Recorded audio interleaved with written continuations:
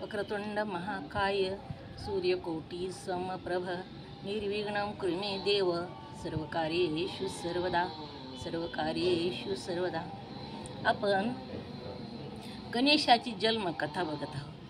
गणेशाचा जन्म कसा झाला, गणेशाचा जन्म कुठं झाला. जेव्हा शिवपार्वतीचा विवाह झाला आणि पार्वतीला घेऊन शिवपरमात्मा कैलास पर्वतावर गेलेले आहे. आता कैलास पर्वतावर गेल्यानंतर परमात्म्याला काय घर बांधलेलं नव्हतं, महाडी बांधलेली नव्हती, काहीच नव्हतं. एका गुहेमध्ये परमात्मा आपली पत्नी पार्वती हिला घेऊन राहू लागले.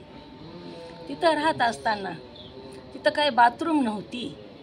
त्याच्यामुळं पार्वतीच्या सख्या तिला न्हाऊ घालायच्या आणि न्हाऊ घालत असताना कोणीही त्या गुहेमध्ये यायचं. त्या गुहेला काही दरवाजा नव्हता, काहीच नव्हतं. डोंगराची गुहा होती, म्हणून त्या गुहेमध्ये कोणी यायचं आणि कोणीही जायचं.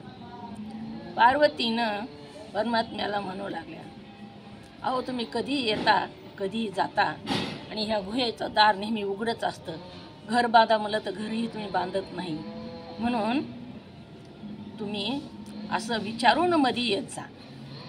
तेव्हा परमात्म्यानं सांगितलं, अगं दारात कोणाला तरी थांबवी जा. जेव्हा तुला 15 दिवसाला एकदा न्हायचं असतं ना, तेव्हा दारात कोणाला तरी थांबवत जा आणि कोणाला मध्ये येऊ देऊ नका असं सांगत जा. पार्वतीनं नंदीला थांबविलेलं. नंदी दारात थांबला, कोणालाच येऊ दिलं नाही. परंतु परमात्मा जेव्हा आले, शिवपरमात्मा, तेव्हा नंदी सेवक असल्यामुळं नंदीनं त्या देवाला काहीच म्हणलं नाही. सरळ शिवपरमात्मा मध्ये आलेले आहेत. तेव्हा पुन्हा पार्वती म्हणू लागली, तुम्ही आलातच का मध्ये? आधी तर बाथरूम तर नाहीच नाही, मला 15 दिवसाला एकदा आंघोळ तरी करू देत जा. असं म्हणून पार्वती मातेनं देवाली असं म्हणलेली आहे. तेव्हा शिव म्हणाले, नंदी होता ना दारात, तर शिव म्हणाले की नंदीनं मला अडवलेलं नाही, नंदीनं मला काहीच सांगितलं नाही. पार्वती, त्यानं जर सांगितलं असतं तर मी मध्ये आलो नसतो. तेव्हा पार्वतीनं नंदीला मध्ये बोलावून घेतलं आणि सांगितलं, नंदी का रे, कुणाला मध्ये येऊ देऊ नको म्हणलं तरी सुद्धा तू देवांना मध्ये का येऊ दिलंस? तेव्हा नंदी म्हणतोय, आईसाहेब दुसरं कुणीही नव्हतं आणि ते देव होते म्हणून मी येऊ दिलं. दुसऱ्या वेळेस पार्वती मातेनं कार्तिक स्वामीला दारामध्ये थांबवलेलं आहे. त्याला सांगितलं, कार्तिकेय मी स्नान करत आहे आणि कोणालाच मध्ये येऊ देऊ नको. असं म्हणल्यानंतर कार्तिकेयनं देवाला अडवलं नाही, बाकीच्या सगळ्यांना अडवलं, परंतु देव आले की देव सरळ मध्ये आले. तेव्हा पार्वती मातेला राग आला आणि कार्तिकेयला बोलवून घेतलं आणि पार्वती माता म्हणाल्या, कार्तिकेय तुला काय सांगितलं होतं? देवाला मध्ये येऊ देऊ नको, कोणालाच मध्ये येऊ देऊ नको असं सांगितलं होतं ना, मग तू देवाला मध्ये काय येऊ दिलंस? म्हणून एक चापट मारली कार्तिकेयला. कार्तिकेयला खूप राग आला आणि कार्तिकेय आईला उलटं सुलटं बोलला. तेव्हा पार्वती मातेला दुःख झालं, कारण कार्तिकेय तिचा स्वतःचा मुलगा नव्हता, तो गंगेचा मुलगा होता. म्हणून तिला दुःख झाल्यामुळं तिनं परमात्म्याकडं मला माझा पुत्र पाहिजे अशी मागणी केली. तेव्हा देव म्हणाले, पार्वती मातेला शाप होता की तुला मुलगा होणार नाही, तुला संतान होणार नाही असं सर्व देवांचा. त्यामुळं देव म्हणाले, तू तुझ्या शक्तीनं चिखलापासून, मातीपासून, उंटणेपासून तू मूर्ती बनवू शकतेस. तेव्हा पार्वतीनं अंगाला केसर लावलं आणि त्या केसरापासून केसर अंगाचं काढलं आणि माझ्या शरीरापासूनच मुलगा म्हणून एक मूर्ती तयार, सुंदर अशी मूर्ती तयार केली. त्याच्यामध्ये चैतन्य घातलेलं आहे. चैतन्य घालून तो सुंदर असा बाळ रडू लागला, खेळू लागलेला आहे. आणि तिनं सांगितलं, लगेच बाळ तो मोठाही झाला. तिनं सांगितलं, बाळा तू माझा मुलगा आहेस आणि मी स्नान करताना दारात थांब आणि कोणालाच मध्ये येऊ देऊ नको.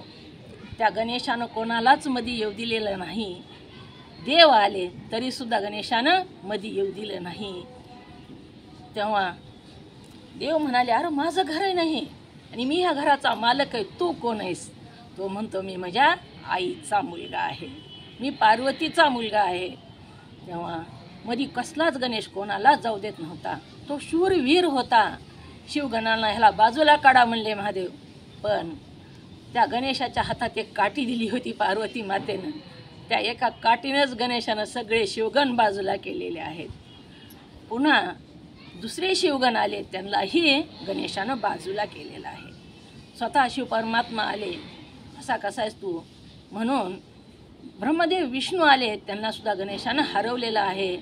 शिव परमात्म्याला मात्र पुन्हा राग आलेला आहे आणि ए पोरा सरक बाजूला म्हणून त्याने त्रिशूळाने त्याचं मुंडकं उडवलेलं आहे. मुंडकं उडवल्याबरोबर हाहाकार झालेला आहे. बाहेर कशाचा आवाज आला म्हणून पार्वतीनं सख्यांना बाहेर पाठवलं, तर परमात्म्यानं गणेशाचं मुंडकं उडवलेलं होतं. पार्वतीला अत्यंत दुःख झालं. तिचा स्वतःचा मुलाचं मुंडकं कापलेलं बघून तिनं भयानक रूप घेतलं आणि सगळ्याला खात सुटलेली आहे, जाळीत सुटलेली आहे. तेव्हा शिवपरमात्म्यानं तिची समजूत काढली, तिला समजून सांगितलं, तुझा मुलगा सजीव करून देतो असं वचन दिलं. तेव्हा पार्वती माता शांत झाल्या आणि विष्णू परमात्म्याला शिवानं पाठवलं, तू जा आणि जो प्राणी आपल्या आईकडं पाठ करून बसलेला असेल त्या प्राण्याचं मुंडकं छटून तू घेऊन ये. असं सांगितल्यामुळं विष्णू परमात्मा गेले. एक हत्तीण होती, तिच्या बाळा तिच्याकडं पाठ करून बसलेलं होतं. त्या हत्तीणीचं मुंडकं छटून आणलं आणि ते गणेशाला लावलं आणि चंद्राच्या अमृत कुंभातलं अमृत त्याच्यावर टाकलं आणि त्याला जिवंत केलं. त्याला जिवंत केलेला दिवस जो आहे तो चतुर्थीचा आहे. म्हणूनच आपण चतुर्थी दिवशी गणेशाचा आणि चतुर्थीचा हा संबंध आहे. चंद्र उगवल्याशिवाय आपण गणेशाची पूजा करत नाही. अशा प्रकारे गणेशाचा जन्म झालेला आहे आणि गणेशाचा मुंडकं छटून सुद्धा दुसरं मुंडकं त्याला लावून सचेतन गणेश झालेला आहे. आणि पार्वती मातेनं माझा मुलगा अमर व्हावा असं वचन शिवपरमात्म्याकडून मागून घेतलेलं आहे आणि ते देवानं दिलेलं आहे. म्हणून गणेश हा अमर झालेला आहे.